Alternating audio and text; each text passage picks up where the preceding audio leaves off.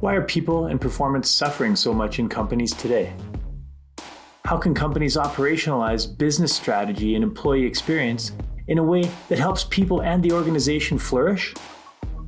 And what is the role of leadership in making sure these changes happen? These are just a few of the important questions we will discuss today with special guest and organizational psychologist Tonille Miller. Welcome to the Working Well podcast, the show that explores the rapidly changing landscape of work and well-being. Each episode, we dive into the hottest topics in leadership, employee well-being, and the future of work. I'm your host, Tim Borys. Before we dive in, let's learn a bit about Tonille. So Tonille is an organizational psychologist, management consultant, and executive coach. She's got a deep understanding of human behavior, high performance, and organizational dynamics. With over 15 years of experience advising Fortune 500 companies, top consulting firms, high-growth startups, and entrepreneurs, she's become a respected figure in the business transformation, leadership, and employee experience space. Tonille has extensive media coverage, including features in the Huffington Post, NASDAQ, TechFunnel, Employee Experience Magazine, and the American Journal of Health Promotion. Plus, she's got a great new book out called The Flourishing Effect, and it's a playbook for unlocking employee and organizational thriving, and also setting the stage for sustainable performance. Tonille, welcome to the show. It's great to have you. It's been, 2 weeks since we chatted, and so great to see you again. You too, Tim. Thanks for having me today. Yeah, and before we jump in, how things been going? What do you see new on the horizon? Yeah, things are going well. I mean, I think that, every day we're seeing new things and we're seeing old things come back over and over, like the return to office demands and things like that. Like that one just won't die. So that keeps coming back, even though it's not new, but it's just fascinating to see that one just not go away. But I'm seeing a lot lately with AI and, just different ways of, hiring folks and just different technologies. And I don't know, it's really an exciting time for us, I think, in this space. I would agree. Yeah, there's a lot of change happening, and one of your backgrounds is change management, so that's you're probably running quite busy these days with work. Absolutely. Now, if we take into your experience with the AI and return to office, what do you see as the biggest opportunity available for companies today to capitalize on?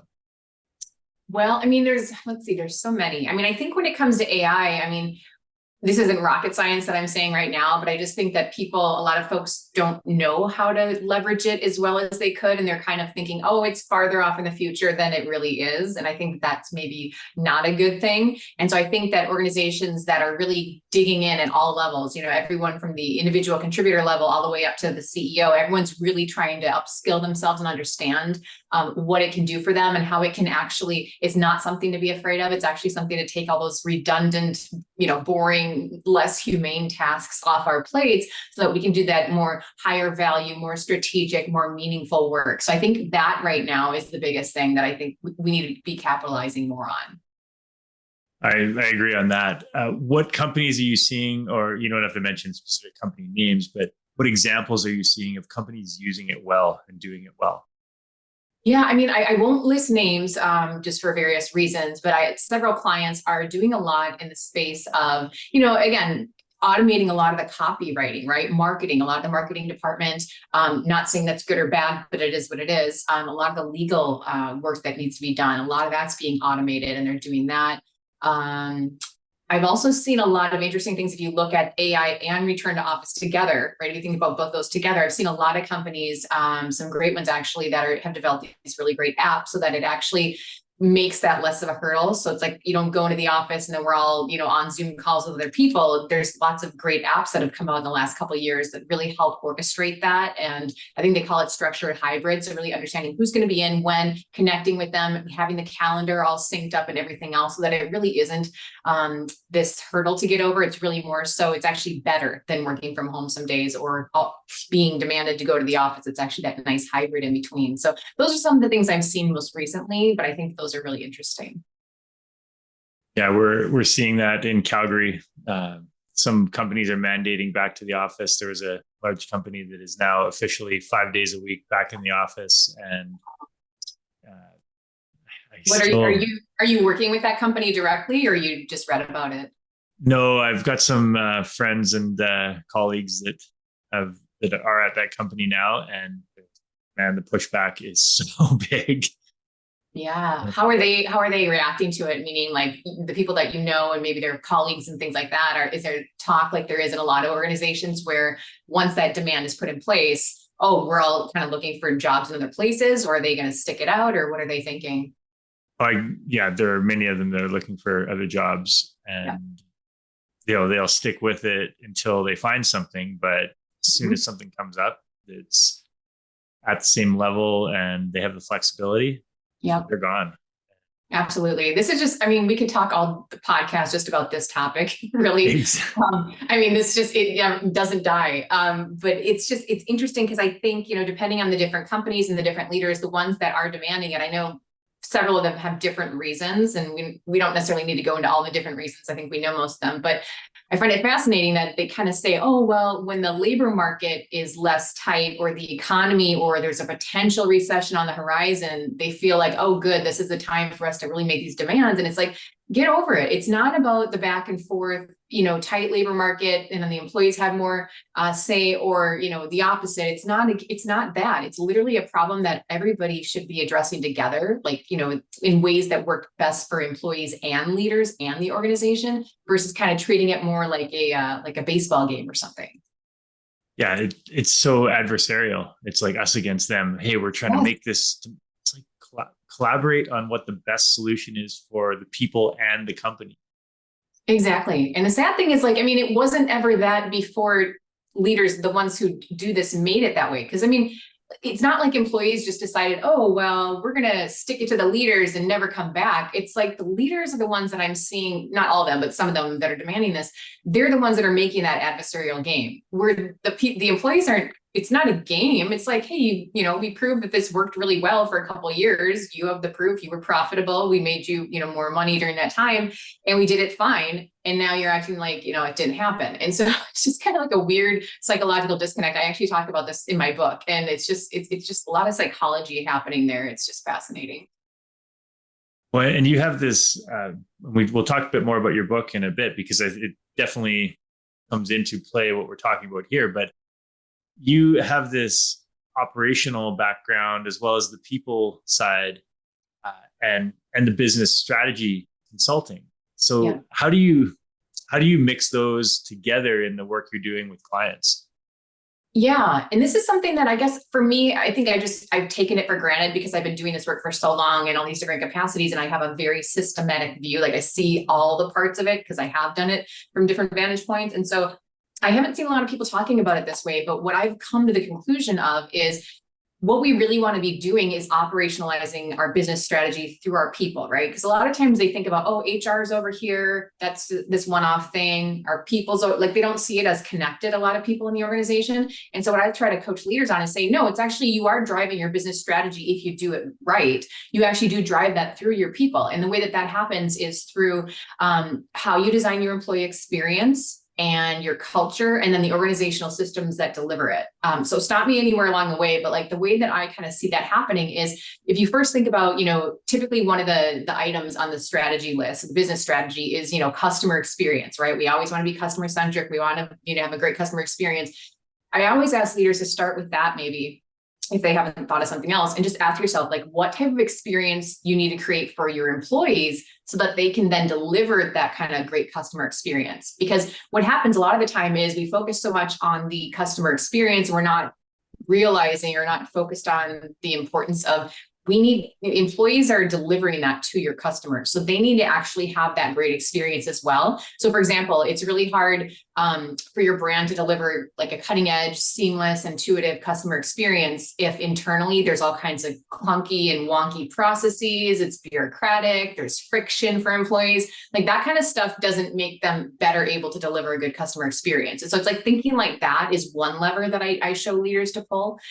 So getting that customer or that employee experience to deliver the customer experience you want. And then the big one that actually is kind of all encompassing is really the culture. And this is, again, a topic that we could talk about just this alone probably forever. But what I see is first of all, the culture is part of the employee experience, right? So it's part of that, like the whole experience that employees have. And what I tell leaders is that when they leverage it very deliberately and it's strategically leveraged, it actually delivers your strategy. Because think about it, it's like almost like a self-driving car.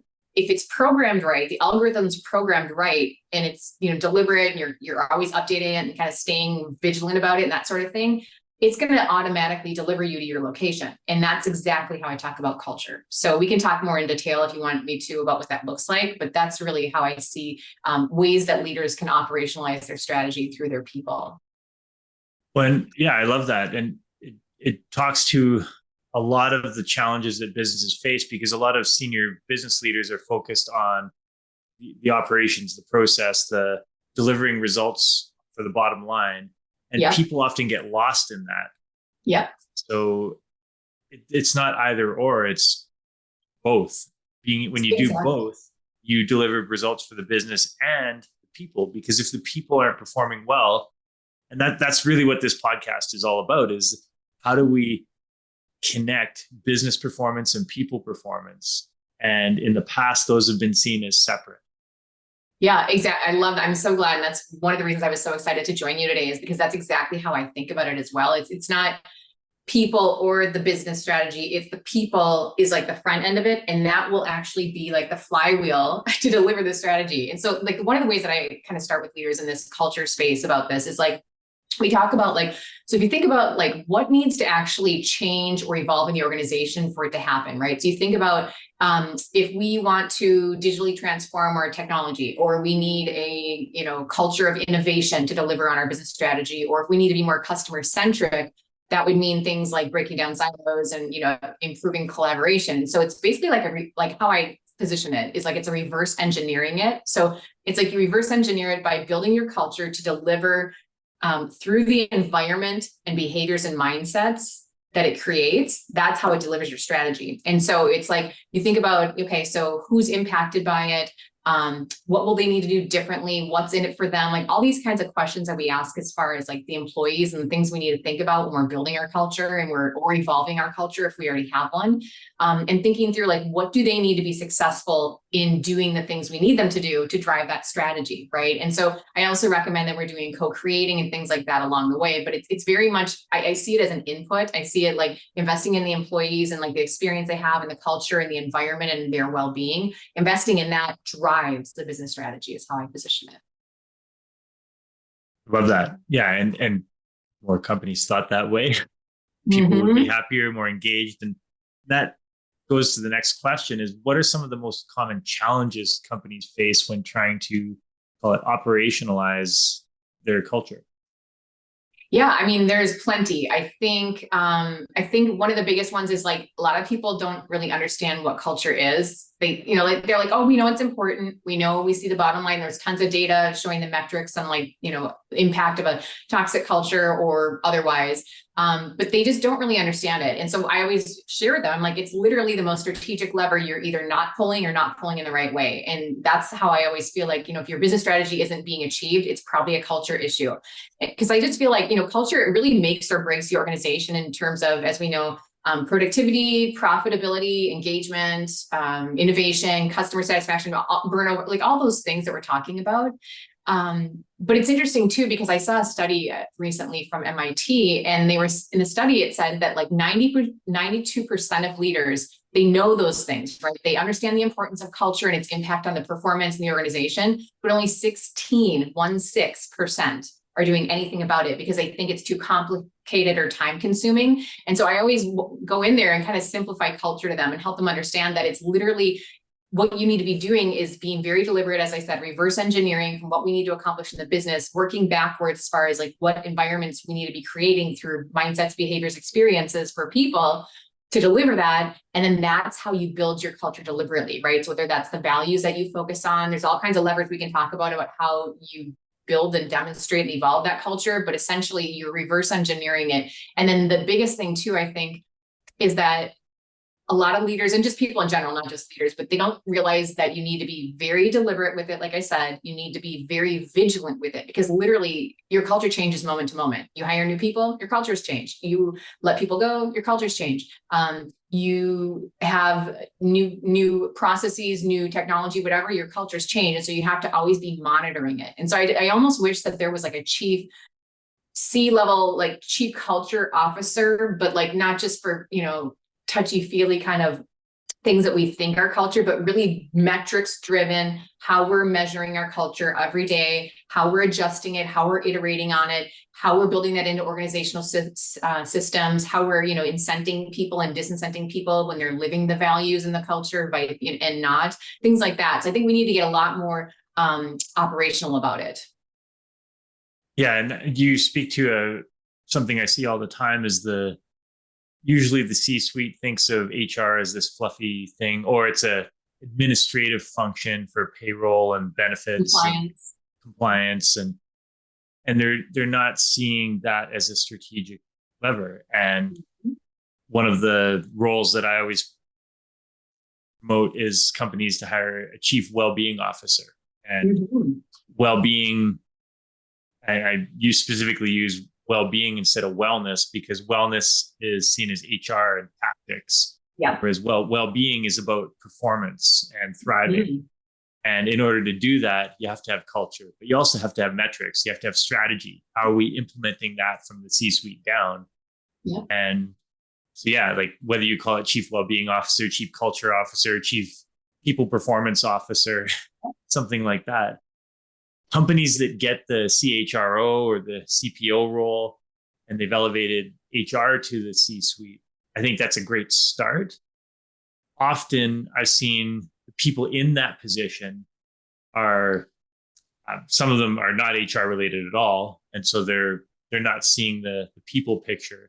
And the HR people that are elevated to that role tend to still come from the benefits and payroll side, and they are learning to think more strategically at the C-suite, but it's still not happening as often as you want to see it, and particularly about that operationalizing performance. I love that. I'm just going to take a note here. First of all, I agree 100%. And I think that's where we get that when it's successful. I think that's what the language we need to be using is performance, because performance in it is like, hey, it includes well-being, it includes the metrics, it includes all that stuff. So it's not just soft stuff, but it's also the hard stuff, and we are measuring it. And I think the beauty is there is a ton of data out there of how the right culture or the right employee experience and some of these things that are typically thought of as more soft. There's lots of data that shows they're not soft at all. And there's direct correlations to the bottom line and things like that. But to your point, I think it's almost like we need to work on the deliverer. So maybe we have a CHRO that is really that benefits compliance kind of function, and that's fine. But then we need somebody else as well, I think, that isn't an HR C-level person, but they are focused on the performance and the culture. We should invent that, basically, is what I'm thinking.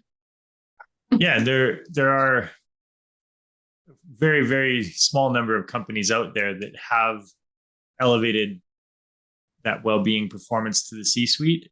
Yeah. It's so rare right now. Jen Fisher at Deloitte in the US. I was just going to bring her up. Yeah. Yes. Yeah. Yes. Yeah. And and that was 2012 when she went into that role.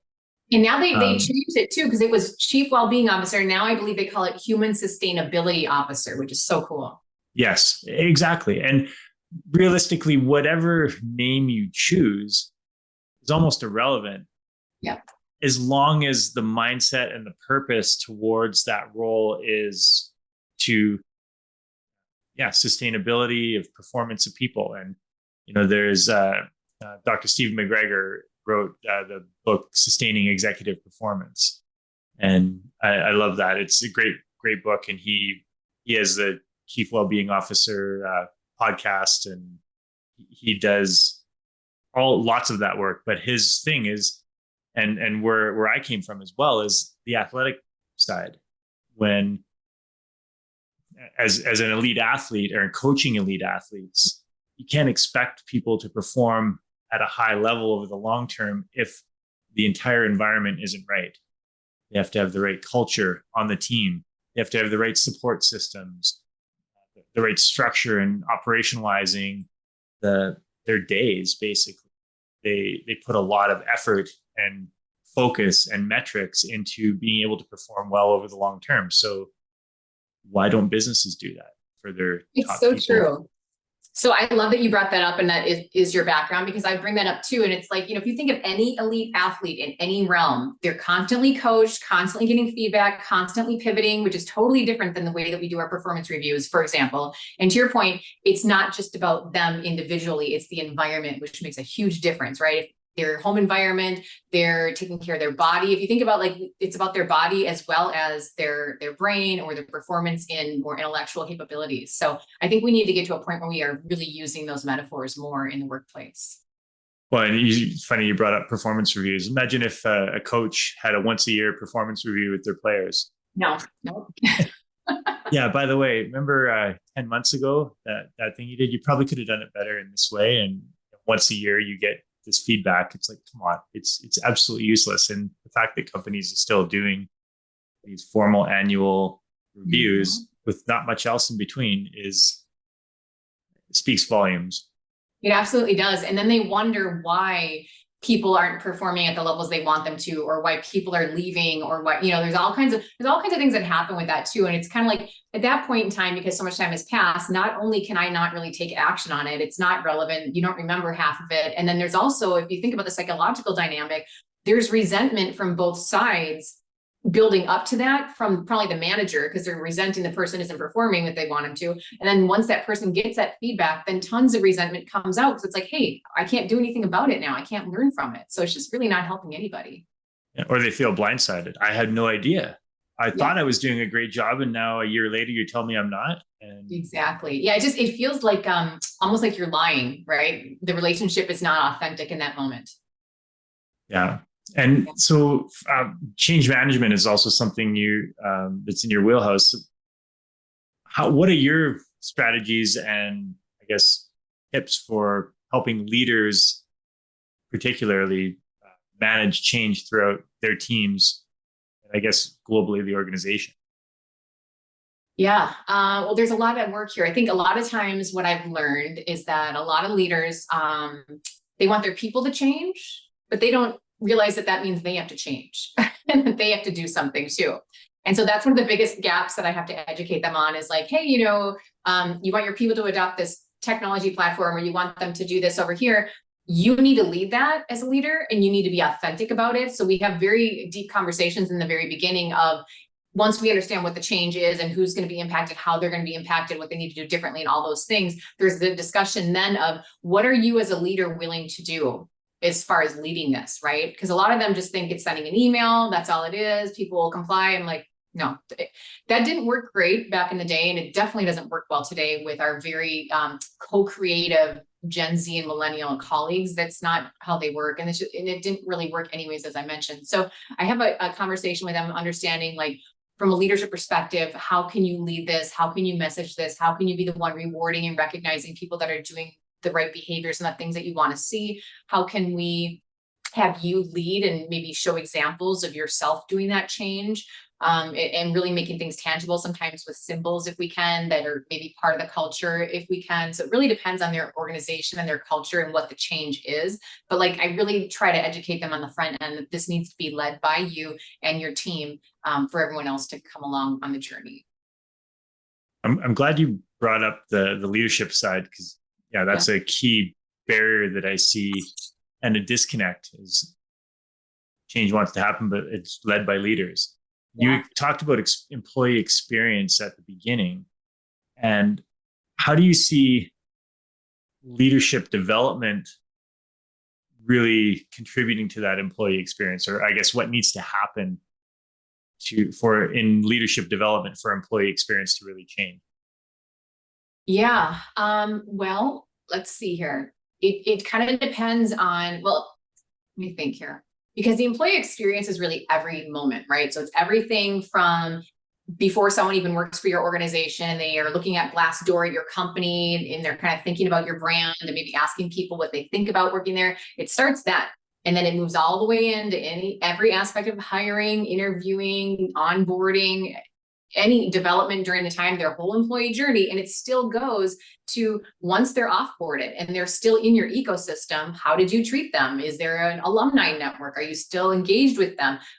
It's that whole process. So if you think about it that way, the manager or the leadership role comes in there, where a lot of it, I think, is just really upskilling managers on being better managers, right? And again, this is something we could also talk about forever, but I just feel like at a systematic level in our most organizations today, because of the way they're still set up on these linear career paths from 100 years ago, people are promoted because they were a great individual contributor or they were there for a long time, and then they're promoted, but they're usually not given training, or if they are, it's minimal or it's years down the road often. And then they're also not really asked if they even want to lead people, but that's the only way to progress and make more money and get promoted and titles and things like that. It's just because the model. So I say all that because that already kind of shoots us in the foot from from a perspective of expecting to have great managers. But I think that the manager, there's a lot of things they can do, but it's like the organization really needs to be deliberate about it, right? And it's great if the individual has enough ability to kind of go out and upskill themselves and get a coach and try to be a better manager on their own. But I really think the environment is key. And so, for example, that's where the culture comes in again, right? So I could be a manager. Maybe I'm trying to just have the most amazing team. I'm upskilling. I'm getting a coach. I'm doing I'm doing all the right things to be a great manager. But let's say the culture is terrible, or senior leadership is not walking the talk, or they're doing all kinds of things wrong. It makes it really difficult. Like, for example, not to bring up the RTO thing again, but this is a good example of it. Managers are really in a squeeze right now, right? Because a lot of these senior leaders are demanding people come back, saying managers, you have to enforce it. And then their people are pushing back on the managers. And so the managers are really in a tough spot for a variety of reasons right now. But those are just some of the things that come to mind as far as how the manager plays into that employee experience. Yeah. And you brought up a good point about the people that are proactive and growth mindset are going to want to improve their own skills. And as an executive coach, I see people coming to me that say, hey, I'm leading a team now. I don't feel I have the support from my organization. So I'm going to hire you as a coach to help me through this process. And I think that's why we see bright spots within organizations where certain leaders have taken upon themselves to do it and their team is thriving.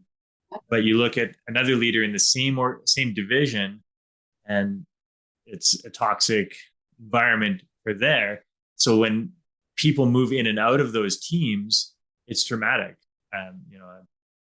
My partner is, she leads teams in a technology within a larger, pretty tried or stayed, I guess, traditional organization, but she leads the technology teams within that. And so you see people moving in and out that are coming from other parts of the organization. Like, oh, your team is so different. We've never seen anything like this. And it's not uncommon to see that in companies. So I think there's what you said, operationalizing the people development from a leadership standpoint, but also how that trickles down to everyone throughout the organization and the well-being, sustainability, performance, whatever we want to call it at that point, starts to improve globally throughout that. I guess we can say globally through the world as well, but within that company particular. Well, and that's why you hit a great example here. That's why it's important to have that sustainability human performance officer at the C level, because and not, housed in HR over here, because they need to be able to come and find these bright spots. I mean, because let's say that for that example, like let's say Jen, for example, let's say she sees that there's a couple of leaders in different lines of service or different business units that are really those great leaders, those great managers. If that's her job, she's got to be on the lookout for that kind of stuff. And I don't know if she is, but I'm putting words in her mouth here, but I'm assuming that could be a function where people either come to her and tell her that, and or she sees that in the data for the performance reviews and promotions and how people are following different leaders. And once she learns that, then it's like, okay, let's replicate these bright spots. What are they doing right? Let's go in there and get, curious and find out what they're doing well and really build that into some of the different behaviors of the culture and maybe expectations of managers and ways that we train managers and that sort of thing. And then on the flip side, when we're hearing about bad managers who maybe through exit interviews or other forms of data where we're learning that people were leaving them in droves and things like that, let's find out what they were doing wrong and then not let that be the case. And so I think that that's a really interesting way to bring data into it as well, because she'd also have that bird's eye view that can see across lines of business and service and things like that. Yeah, that's an excellent point, because right now in most organizations, learning and development will do some of that. HR will do some of that from the performance review side, but they don't often talk to each other. There's no one higher up in the organization that has that bird's eye view that is being able to connect those people.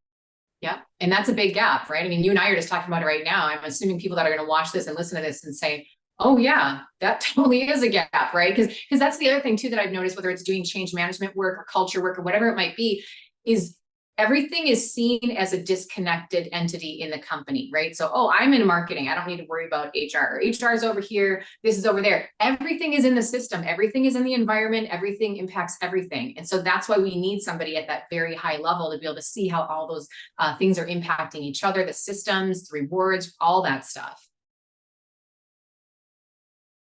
So what are, I guess, in the organizations you've worked with, what are some of the most innovative ways you're seeing companies do that? Maybe not have that top level, but at least from an engagement, employee experience standpoint, what are some of the most innovative ways? Let's see here. It's interesting because it changes with things like different trends like technology, for example. I'll just rattle a couple things off that occur to me.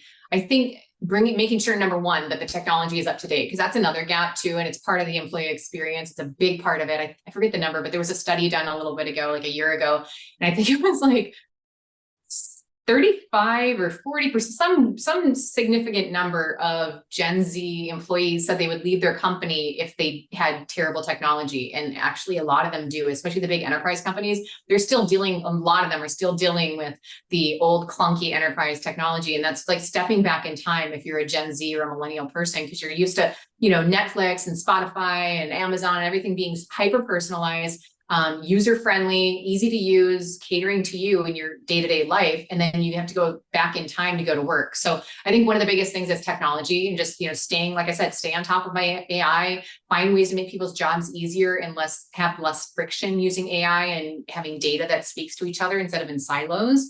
I think that's a big one. I think the other part is different psychological principles. So for example, when we're rolling out a change program, a new change happening or a new culture or anything happening in a company, we need to bring in people at all levels of the organization to co-create it with us as early as possible. That's more of an innovative mindset, not necessarily an innovative technology, but it's a mindset, and it's really part of design thinking and just having more agile ways of working. That's really important, I think. As you can tell, I'm not rattling off things like a foosball table or Taco Tuesday, because that is not the employee experience. That is not culture, no matter what anyone thinks. That's not it. Those are like Band-Aid cosmetic things, but that's not actually moving the needle in any significant way. So I'm just going to pause there and see if that's the road that you wanted me to go down, or are there other areas you want me to dive into? I love that. Two things you said is, first, the foosball tables and the Taco Tuesdays. It's so much of that. We see that on the wellness side too. It's like, oh, we're going to offer this, we're going to offer that. We've got a massage therapist coming in. We've got a gym. We've got all these stressing you out so much that it doesn't matter how much, cosmetic stuff we did, because you're so stressed out that you can't even sleep at night. Yeah. And the yoga class at lunch, that can be a great tool in the toolbox. But if people are getting booked meetings over lunch and they can't attend the yoga class, and they're rushing around to try and get to it because their leader's not supporting them, or the organizational culture doesn't do that, then what's the point? And so that's why I got out of wellness and started doing the consulting, the coaching, because I was like, we're offering all these programs that the people that take them love, but it's not making a difference in the organization. And I also, you said something else that stuck out. Now I'm drawing a mind blank on it. It was technology or co-creation. It'll come back to me. That's okay. In one out here. No worries. And actually, I love that you brought up the the wellness and the well-being point, because I actually started my career, and this is how I found this kind of work. I started at a company called Stay Well Health Management, and I was there for a couple of years, and we did that. We did the research and like on health risk assessments of employee population. So of course, understanding the top causes of death, the top causes of the healthcare costs, which are insane in the US. And so we did all that research, but then we also created programs, well-being programs that you're talking about. I know very well what you're talking about. And what I learned there, and that's what kind of opened my career up to all the work I do now, is that you can have the best program, the best one-off, whatever, like you said, the best massage therapist, you can have the best snacks, farmer's market in the backyard, whatever it might be. But if you're not thinking about it holistically, including all the cultural levers you talked about, like if you can't take a walk at lunch because you're triple booked, if the CEO frowns upon people going out for that walk at lunch, whatever that case may be, all those levers in the organization will make or break any program, whether it's well-being, technology, business strategy, whatever it is. Those levers are all going to make or break it. And so that's why I always advise leaders to think about this very holistically. Like you said, it's operationalizing the strategy, which means you're thinking about all these levers in the system and you're using them strategically to get the results that you want. Yeah, I agree. We're speaking the same language for sure. Now, return to office has come up a few times, and I can take it you're a big fan. I feel like I'm reading the sports pages every day when I look at the news, at the stories about it. Because like I said, it's one side or the other, and everyone's very clear on where they stand, but it's just, there's no right answer, which is really interesting. So people keep talking about the impact of COVID, and yeah, we're 3.5 years out now from the start of it. What do you see the next 5 years looking like in terms of where that evolves? Yeah. Well, I mean, one of the things that I have realized over the years as well, and it's probably why I speak so strongly on this, is that I've actually been remote, hybrid, distributed for like a decade. I've been in a consult, as you probably have in many ways as well, right? Like you'll travel to a client site if you need to, if you have a meeting here and there. Maybe, when I was at PwC, for example, I'd go to the office if I had like a connection or a meeting or whatever. But like for the most part, your clients are always across the world and across the country. So unless there's a real significant reason to get together, most of the work is always done, remotely or whatever anyways. And so I've gotten very comfortable. I mean, it's great. I think it's so wonderful. And I've seen all the benefits of it. But what I've realized is that is not the case for everybody. Obviously, this was a new thing for a lot of people and they aren't comfortable with it. But what I would say to answer your question, I think based on all the data that I'm seeing as far as the real estate trends, and now that the leases are starting to come up over and over of these buildings that have been sitting nearly empty, and people are downsizing their space. I mean, it's not like it's going away. Office isn't going away. We know this. But I do think that we're very much moving more into that distributed, flexible, I would call it flexible models. So obviously some organizations are doing this well, where it's kind of like, hey, we have offices. If you want to come in, the space is smaller than it was, and they save some money on that, and they save on carbon footprint, but essentially it's not a demand.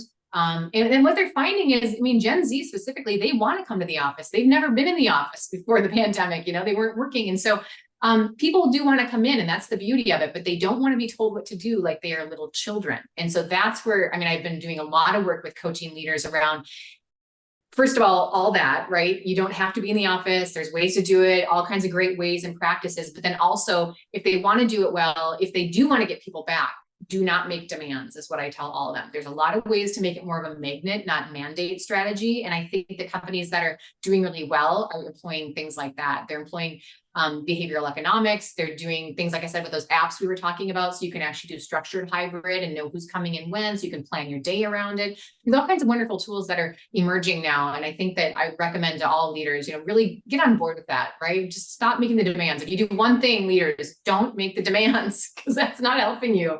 And there's a lot of really interesting creative ways we can get to like I think more of a common future together if we do it together.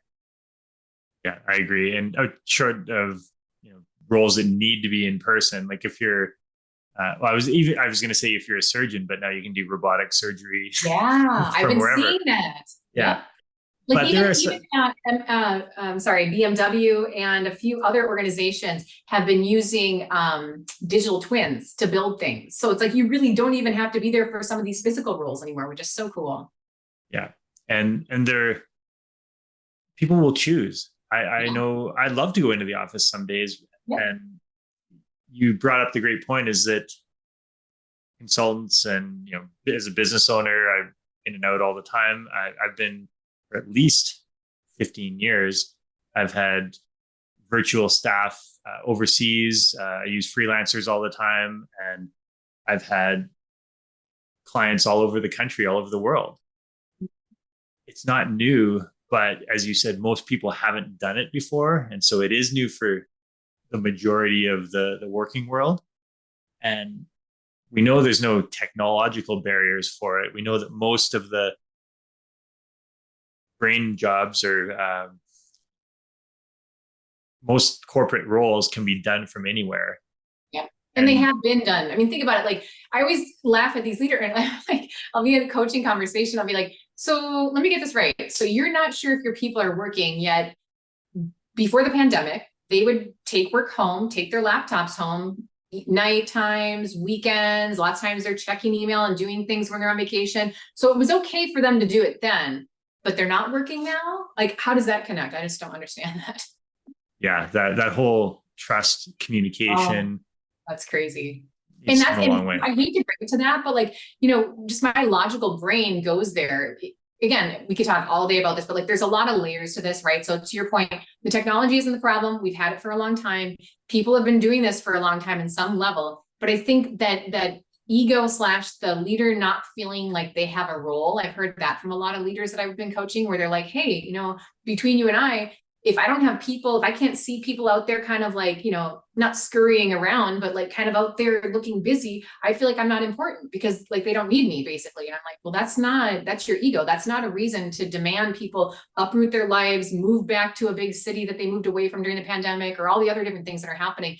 And the other part too, is that I always, in a lot of my writing and speaking, I'm trying to bring out the other points of view that I think leaders aren't seeing, because not all leaders, but some leaders, like, they're very much in their own echo chamber. And the average CEO is usually an older white male, right? Nothing wrong with that. But the point is, your employee population, their lived experiences, what they look like, what their lifestyle is, how many people they have to care for at home, all the things is probably drastically different than the majority of CEOs. And so when these CEOs are making these decisions, I think they're taking for granted that they're like, oh, I'm fine, we can go back to the office. It's like, but the pandemic showed us that all these women, all these folks from minority backgrounds, all these people with caregiving duties, the code switching, all the stuff that was going on, the microaggressions, all that stuff, that was really unearthed during the pandemic. It was always happening, but it wasn't brought to bear the way it has been now. And so that's where I kind of get upset about this, because I'm like, leaders who are making these demands now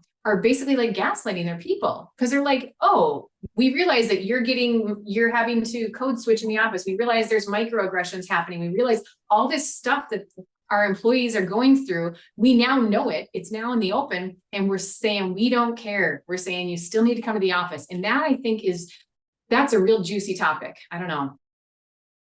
Yeah. So before we wrap up, I know a lot of the stuff we talked about is touched on in your book, the Flourishing Effect. Yeah. Give me a quick overview of the book and the listeners quick overview of the book. Yeah, I mean, it's called The Flourishing Effect. It launched a little bit less than a month ago. I've had some really great feedback. It's just been so much fun. And really what it is I just realized, again, kind of everything that we're talking about today, over the years and all the different roles that I've had in industries and organizations, again, I have that very systematic view. And so I keep seeing these blind spots over and over that's tripping leaders and or their organization up. I've also seen what works really well in some of these really innovative organizations. And so I thought, you know what?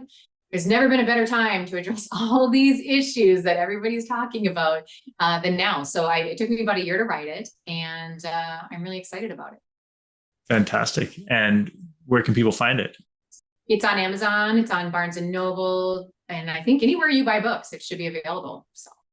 Excellent. And where can people find you? LinkedIn, where else? Your website? Yep, LinkedIn for sure. I love connecting with the community out there and, commenting and asking questions. And I love to learn how people are applying these things in their organizations. I've also got my website is TonilleMiller.com. And then I've also got my organization, which is experienceandtransformation.com. Fantastic. One last little thing. What's the one piece of insight and I think you mentioned it earlier, but I'm curious to see if that's what you pull out now. What's one piece of insight you're going to give for leaders to help people flourish? Ooh, it's hard to choose just one. I think it would be, well, it's hard, but I guess I have this saying on my website that I think sums it all up. And I say it all the time. I forget who said it to me, but they basically said, create environments where people can do the best work of their lives. And I think that says everything, right? Because that means that the people are flourishing, they're having well-being and all the engagement, all the wonderful things. But it also means that the organization is flourishing. The organization is thriving because people are doing that very best work and that very high performance. So I think that's what I would say. Fantastic. Tonille, it's been amazing to have you on the show, and I look forward to connecting again. I know our work crosses over so much, and it's been a pleasure. Thank you so much, Tim. I appreciate you having me. That wraps up another episode of the Working Well podcast. If you enjoyed the show, please rate, review, and subscribe wherever you get your podcasts. Which guests or topics would you like to see featured on the show? Message me through LinkedIn or on the contact page of timborys.com. Thank you for tuning in. I'm Tim Borys with Fresh Group, and look forward to seeing you on the next episode.